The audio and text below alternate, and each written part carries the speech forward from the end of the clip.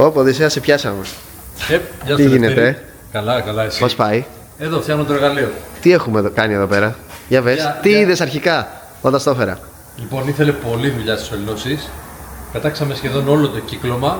Το μόνο που κρατήσαμε είναι το intercooler. Μεταφέραμε τις εισαγωγές σε πιο σωστό σημείο. Βάλαμε καλύτερα φίλτρα. Φτιάξαμε τις σωληνώσεις όλες αλουμινίου και μεγαλύτερη διάμετρο. Ναι. Σε όλα τα σημεία της, και στις πίεσης και στο turbo και στις εισαγωγής. Βάλαμε βεμπάντ εδώ. Κάτι το οποίο δεν το βλέπουμε πολύ συχνά. Σωστά. Σε αυτοκίνητα.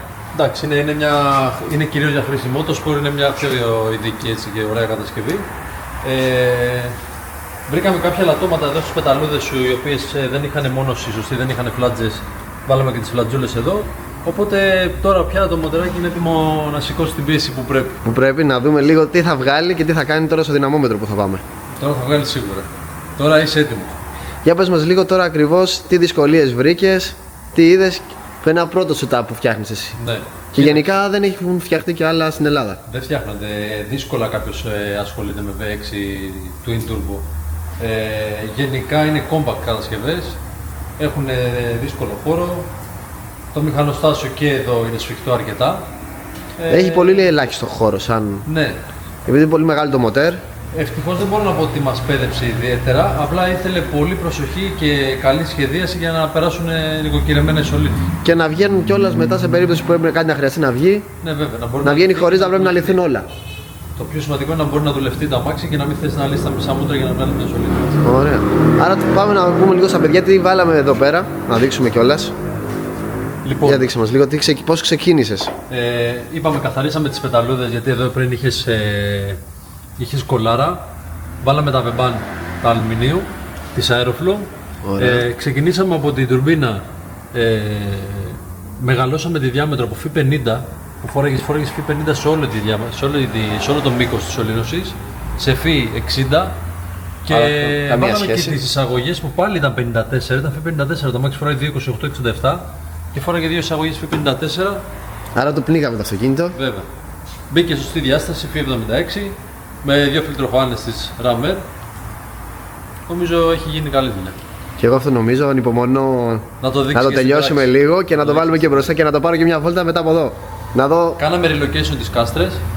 Αλλάξαμε δηλαδή την πλευρά, θα το δείξουμε δηλαδή τώρα που θα τις τοποθετήσεις. Αυτό που έχει μείνει τώρα είναι να τοποθετήσουμε τις σωλήνες εισαγωγής με τις κάστρες και τελειώσαμε. Τέλεια. Πάμε να το βάλουμε. Πάμε.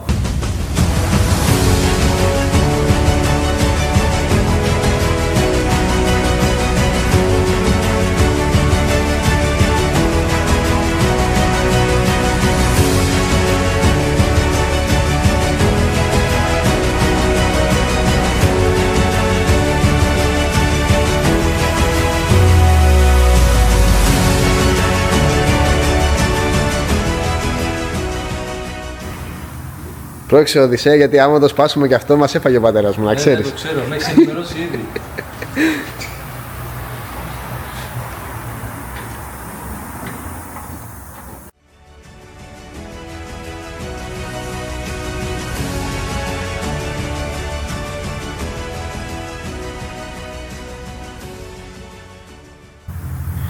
Λοιπόν, Οδυσσέα, νομίζω ότι το έργο έφτασε στο τέλος του.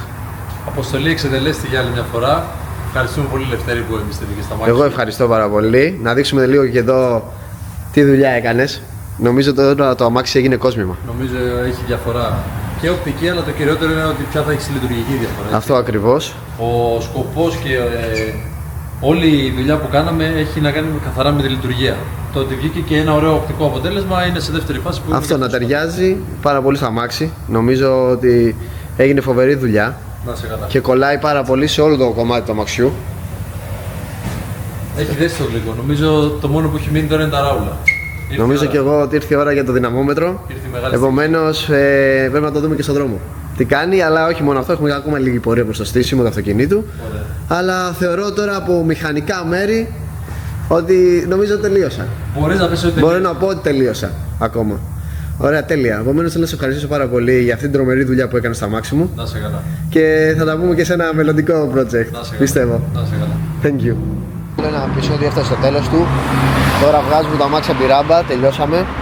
Νομίζω έγινε φοβερή δουλειά, θα το ευχαριστηθείτε και στο βίντεο. Λοιπόν, πάμε να σας δείξω το αυτοκίνητο.